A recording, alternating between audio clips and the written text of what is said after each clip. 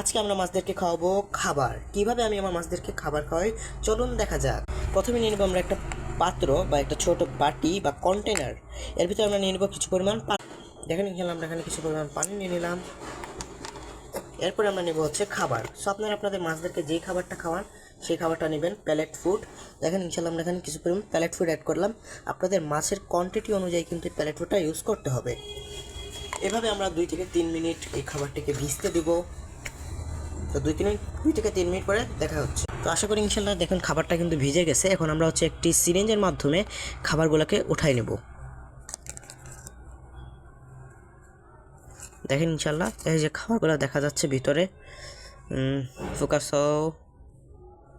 অথবা বোঝা যাচ্ছে না, দেখতে পাচ্ছেন আশা করি, হয়তো ভালোভাবে বোঝা যাচ্ছে না।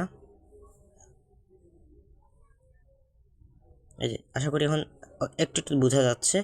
সো এভাবে আমরা হচ্ছে মাছের ফ্রাই বলেন বা অ্যাডাল্ট মাছ বলেন খাবারগুলো খাওয়াতে পারবো। দেখেন এইভাবে করে কিন্তু আমরা আমাদের মাছদেরকে বাচ্চা বলেন অ্যাডাল্ট বলেন সবাইকে কিন্তু এই খাবারটা খাওয়াতে পারবো।